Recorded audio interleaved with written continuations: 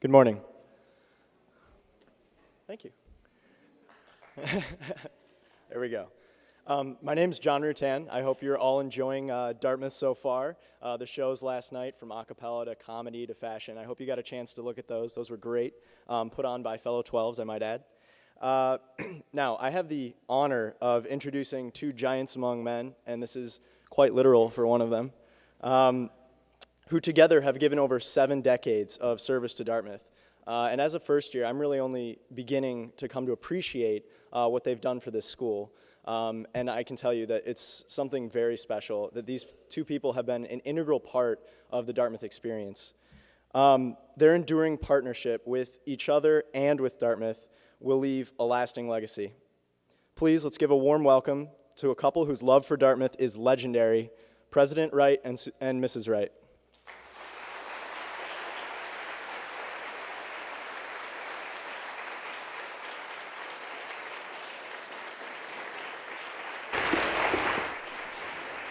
Thank you, John. That was very nice. Thank you, John. Thank you. Not fitting for someone of your stature. Thanks. I don't know. Thank you. Very much. Whatever you want.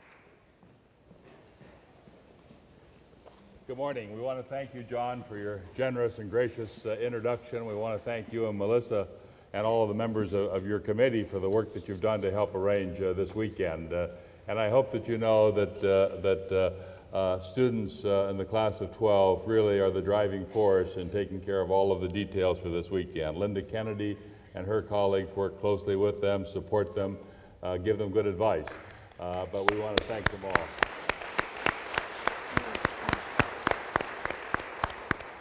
They also were in charge of the weather, and I think they did a pretty good job with the weather. Susan and I were talking about just how it is we could do a program this morning with you and the time that we have, given the wonderful series of presentations you've had over the last couple of hours. And we were urged to sort of talk about what we think is important here. And I've been here for 40 years. I'm finishing my 40th year at Dartmouth. I came here to teach history in 1969. In fact, among the members of the class of 2012 are, I think, a dozen or so whose mother or father I taught a history course to in the 1970s and 80s. And it's really a treat for me to see them and their sons and daughters here today. I've had a lot of conversations. I try to have weekly lunches with students when they come to my office, and lately we've been talking about sort of the world out there, and I realized when I came here in 1969 we talked a lot about the world out there as well, but this is a different sort of world and different sort of issues. And one of the things that I continue to tell students and their parents is that they're here for a liberal arts education. And a liberal arts education provides them an opportunity to have the knowledge, the judgment, the sense of who they are and what their values are, and the capacity to learn and unlearn that will serve them well no matter what it is that they do. And I often tell parents at this weekend, when the first-year parents come in, to just let your son or daughter decide what the courses they want to take. I know there's a lot of give and take on that, but what I keep telling parents and students is, believe me, that the class that you take next week is not going to determine what your career is going to be, and the major that you select is not going to determine the nature of your life. You should take classes and take majors of things that intellectually interest you. You should make certain that you sort of follow your own best instincts because they've stood you well so far, and you'll go on to do a lot of remarkable things in your lives. Because as a historian and one who's been here for a while, I would defy anyone to tell me that they could have foretold 25 years ago when some of you were in college, these are exactly the courses I want you to take. And if you do that, you'll be all set for the rest of your life. There's no way to know what these young men and young women are going to be dealing with in the years 2025, 2030, 2040, the rest of their lives. And they are the leaders of this century. I also tell students that they spend far too much time planning things, and I assure them that they should not do that lives are things to be lived rather than to be planned. It does not mean that you sort of randomly bounce around, obviously. I'm not suggesting that. But this generation of young people, unlike those when I first came here, who were sort of indifferent to a lot of things that were going to happen to them in the future, perhaps, this generation of young people, and indeed some of them from the time they're in kindergarten, have been sort of laying out everything. I've got to do this, I've got to do this, I've got to do this, and I've got to make sure that I check off all of these things. Lives are things to be lived rather than to be planned. And I think that that's what a liberal arts education enables them to do exactly that, to understand who they are and what it is that they stand for, to really know what their values are. And knowing your own values is just a crucial first step in the capacity to go on and exercise a good judgment in those situations that students will encounter all of their lives that will require their good judgment. I enjoy immensely the opportunity to have these conversations with your sons and daughters and other Dartmouth students. It's what affirms for me why it is I have the best job in the world. I spent a lot of time, obviously, looking at budgets and union contracts and retirement contracts and putting on what I call the green eye shade part of my job. But there's a headmaster in me, an old history teacher as well. And what I really do to get energized is just to go out and talk to students. And I have a partner and a companion in this who just delights in working with students and trying to help them think through those things that are troubling them or things that excite them. And what we thought we would do is I could sort of give this 5,000 foot view of what I've been doing and what it is that I say to your sons and daughters, and Susan could maybe share with you some of her experiences, because she's been advising students in every sort of role imaginable over the last 30 years. And she has former students of hers coming back here now as well, and thanking her for advice that she's given them. It's a role that she continues to play. So we thought that perhaps she could share just a few observations on 30 plus years of doing that, and then we could really see what questions you might have, because I think that's the most useful way for us to respond to you, is to see what's on your mind. Well, thank you, Jim, and good morning. We had a series of senior dinners the last couple of weeks. These are dinners for seniors, and it reminded me when Jim quipped that it's our senior spring too, that how sweet it is, senior spring. And it's really caused me to reflect on some of my student advising experiences. There is nothing like seeing a senior whom you met the first year and seeing he or she come into his own. I was reminded also of those days when I was actively the pre-med advisor or the class dean or the international student advisor. I was reminded of different students that I had spoken with over time. And I think one position I particularly loved was when I, during the class dean years, would land with the sophomores. And that, of course, is the first year that they're really grappling with the choice of a major. And the sophomore year is that year where all of a sudden everything is uncharted territory. And it seemed to me that these students would rush in sort of breathless with so many possibilities, so many opportunities. And who among us wouldn't be overwhelmed? I mean, how do you choose from this richness? And I think pre-meds is an example of those students who have always planned everything, the ones who entered thinking, I want to pursue a career in medicine. And they're so focused on those requirements that are quite structured. If you don't get a running start, you can trade off an awful lot of elective freedom in the years ahead. But those students, when they came up against sophomore year, perhaps this isn't really what I want to do. Well, that is probably the most anguishing time, an example for a student, but I also think that that's, the earlier this happens, perhaps the better. Many of those students, as you know, come back and reaffirm this choice. They might do it well. It might be well to finish this after college, their requirements. But in any event, I think that this sophomore year isn't to be underestimated. It is a time of great possibility, great excitement. I thought it might be interesting to just share with you a couple of the students that Jim and I have talked with this week. And one of them is her father is Jim's former student, and she actually isn't a senior, she's a junior. And she told me that she had an early midlife crisis. March of her high school year. Because in March, she heard a wonderful cellist, and this student is a violinist, but this student loves history. She had a crisis because she suddenly realized she had made the wrong decision. She had chosen Dartmouth. She really should have chosen a conservatory. It wasn't history after all she wanted to study, it was music. Well, here we are 2 years later.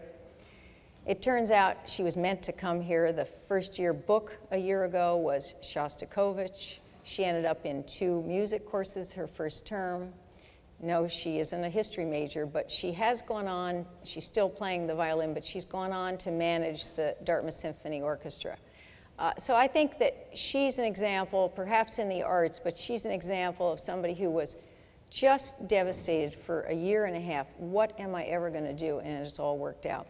We have lots more examples. I think the thing that I have found talking to seniors particularly is, you know, if they regret what they chose to major in, and some of them do, not all is lost by any means because they've gained 2 interests. And the ones who had the courage sophomore year, right in the spring, to change their minds, and that means doubling up junior year in major courses, taking 4 courses in some cases. Those students who have chosen to do that, I think those students are so passionate, so sure of what they want to study. And I think rather than go through a litany of examples, you all, I'm sure, have more experience with, you know, firsthand with your kids, that perhaps Jim, should just go right to questions. Be happy to do that. And I think Linda has a microphone and she'd be happy to come around, and we're open to any questions you want to ask. President Wright, one of the great difficulties, I think the core of the difficulties in Washington today in our economy is greed. What does Dartmouth teach to prevent greed? I know we have the Ethics Institute, but what more can we or should we be doing? I had a discussion the other night with somebody who said that ethics should be a required course. What do you think? I don't know an answer to that, because it's just such a fundamental value, and you know, a lot of the students who come here come from backgrounds where their family do not have means, and I think that the opportunity for them to get a job and really feel financially secure for the first time anyone in their family has ever felt financially secure is something that we can only say yes, do that. I think what we've come to learn over the last few years is that a comfortable life, at least for some people, have more digits in it than we used to think was necessary for a comfortable life, and I think that's troubling. And my message to seniors, and it may be that seniors is a bit too late, but I often, and I will do it again this June, because I've been thinking about exactly that when I give my final commencement address. I introduce them to the 50-year class that's here and tell them that the 50-year class has discovered that this 50-year anniversary of their graduation has come on them quickly, and I say that they would have a range of answers if you ask them, has your life been successful, and what has caused it to be successful? And I said, I'll bet you that none of them will measure success with something that has dollar signs in it, even though some of them may well have had a rich and a full life where they have indeed accumulated some money. But it's easier for somebody in their 70s to say, no, a good life is not something that is simply marked by dollar signs. It's harder. I think that our whole culture has had a jolt in that regard, and I would not want to call it a healthy jolt because too many people have been hurt by this. Too many people have been hurt badly by this. But I you know, clearly our judgment of what constituted a good life and the amount of money that one should accumulate, I think has gotten quite out of hand recently, and I keep reminding our students that those who come to Dartmouth are privileged. I told this to some students at a meeting just recently, that they have worked hard, they're incredibly bright and able. But I said, don't for a moment think that you have worked the hardest or you're the brightest or the most able of your generation. You're also lucky. You're lucky to be at a place like this. There are plenty of people out there as bright and as quick and as hardworking as you that will never have the opportunity to come even close to a school like Dartmouth. And what you have to do is recognize that with the privilege of going to a place like this comes a responsibility, and it's a responsibility that you'll carry for the rest of your lives. And this has been a consistent theme of mine, Jerry, and I've talked to people about it for a lot of years, and I did in my inauguration, and I will continue to do that in my last talk at Dartmouth in a couple of weeks. I think Dartmouth students, our graduates, have basically set a pretty good model. They have gone on to do a lot of things that have been very responsible. Obviously, some of them have done very well financially, and there's nothing wrong, obviously, with doing well financially. That's not the point or the issue. It's how one sets priorities in life and what one does as a result of successes that you've had. And I think it's a mindset that we all need to work on. And I think that the ethics example on campus, and there are many, this year has certainly been the main stage production in the theater next door, the Moore Theater, Grapes of Wrath. And those students who were in the cast, and all of us on campus who saw the Grapes of Wrath, couldn't have seen a more timely story. And the focus of a lot of those discussions was surely about ethics. So, I think that our students are, and in economics classes, the students will often tell me how exciting to be taking economics right now and the discussions they're having. So I think this is an informal curriculum, but I agree with you, Jerry. I think that we all have a responsibility institutionally to make sure we're ethical.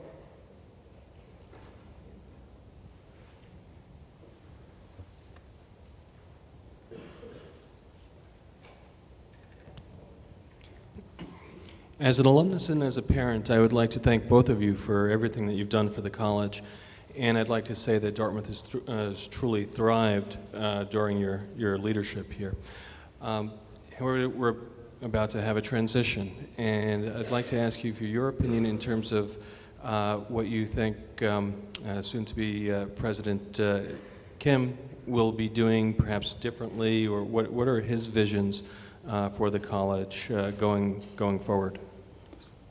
Yeah, I'm not sure that I'm in a position, or even if I were, that I would want to go into a sort of an assessment, except in very general terms. And my assessment is very positive. Susan and I had the privilege of meeting Jim Kim and Yoon Suk Lim earlier this winter for the first time. We certainly knew of him through his work and through reading Mountains Beyond Mountains, and we're very inspired by him. And I continue to be very inspired by him. I think that he's building on something that's been pretty fundamental at Dartmouth for a long time, having to do with responsibility, having to do with an eagerness and a willingness to try to make the world a better place, having to do with assuming some real role in trying to help those who are not able to help themselves. And so I think that fits naturally at Dartmouth. I think that he's a major international figure. He's very well regarded and well respected. He has a tremendous energy, and he values those things that I think are fundamental to Dartmouth, having to do with the core undergraduate program and what it is that we're able to do. And Dartmouth has some wonderful professional schools and graduate programs, and we always need to remember that. But our niche in higher education is clearly one of, I think, providing the finest undergraduate experience in the country. And the strength of that comes because of the strength of these graduate and professional programs. Having our students are taking classes this spring with Tuck School faculty, some of the people who are in the top business school in the world. They're working in the laboratories of people in the medical school. They're able to take engineering and science majors at the engineering school. These are not things that are simply available in the best liberal arts colleges, and so it's an opportunity that they have here. Large universities have these same programs, but undergraduates don't get close to them, and I think that's part of the richness of Dartmouth. And I have every confidence that that Jim Kim will put his own mark on Dartmouth, and I'm as excited as anyone in seeing what that will be. I'm as prepared as anyone to help and applaud that, but I also believe that he is rooted in some values that I find very familiar Dartmouth values, and so I'm more than happy to see him assume this responsibility. Linda? There is perhaps no greater honor than for us as alumni to entrust our children with you for 4 more years of education. I think that was a very valid observation you made. My question has to do with the economic climate now. Obviously, the college has had to cut back in certain aspects and perhaps not the core, but if the core is cut back, is someone going to entrust that things be reinstated when the economy turns around? In other words, is attention going to be given to those cutbacks that they not be permanent at the college? Yeah, I was not looking to spend my last year making major reductions in expense, but nobody in this room was looking to spend this last year, I expect, making the adjustments that you've all had to make and some of your financial planning. And it's a responsibility that I took on.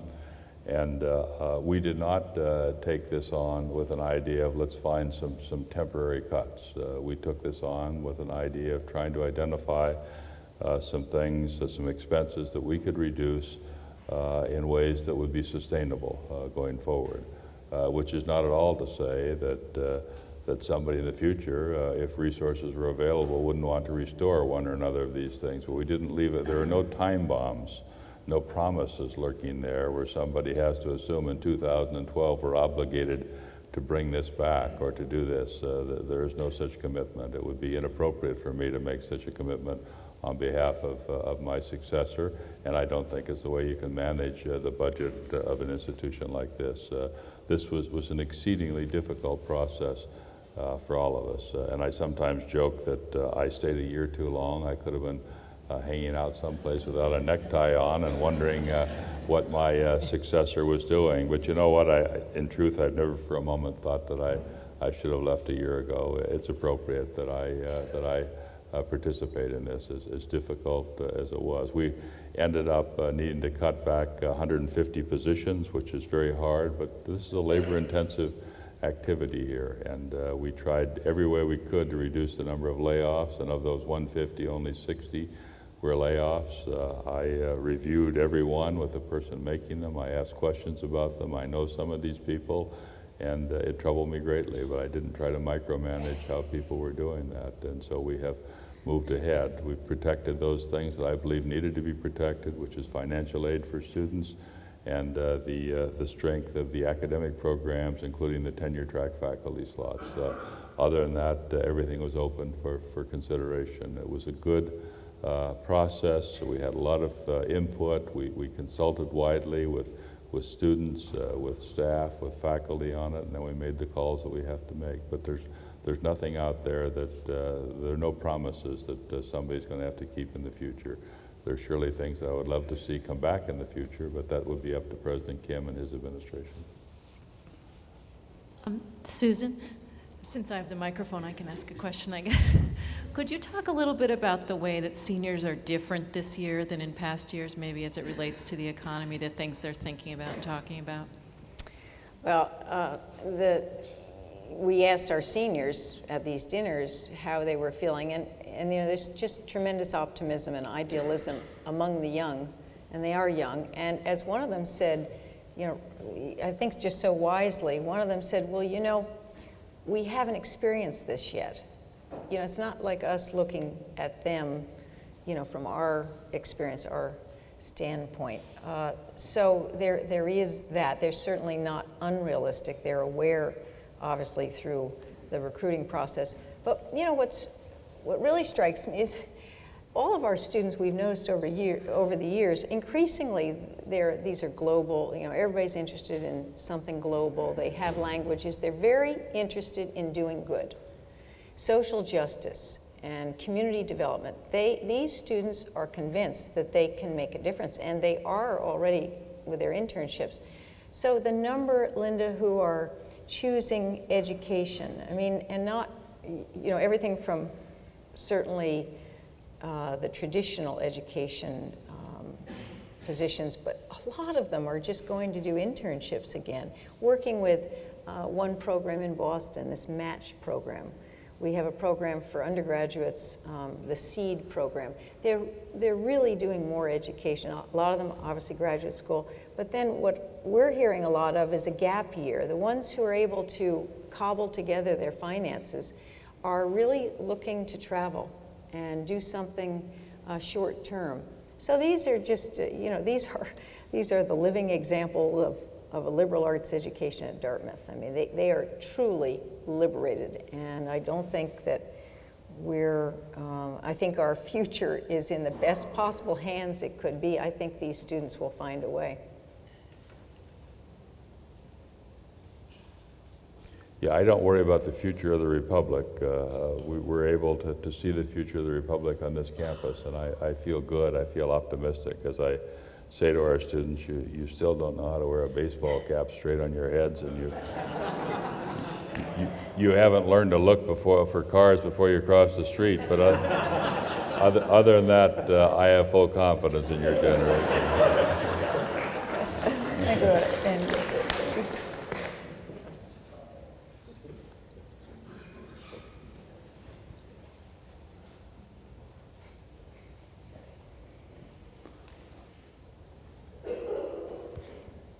Not to shift the focus away from the future, but I have to ask the inevitable question to both of you of looking back over your time here, perhaps the greatest challenges that come to mind, and perhaps the things that you find most rewarding in the time you've been here.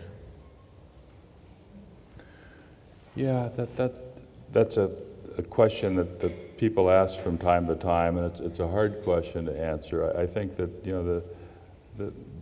the most challenging times have been times of tragedy that we've had, where there's a 9/11, when basically we had to stop operations and to figure out what had happened. We had students who were out on freshman trips, and we need to get word out to them, and we got the cross-country team to run out along the trails along the streams of northern New England, and we're out there by midday to summarize for these kids what had happened, because we had no way of knowing who among our students may have had somebody who worked in those buildings or might have been traveling then.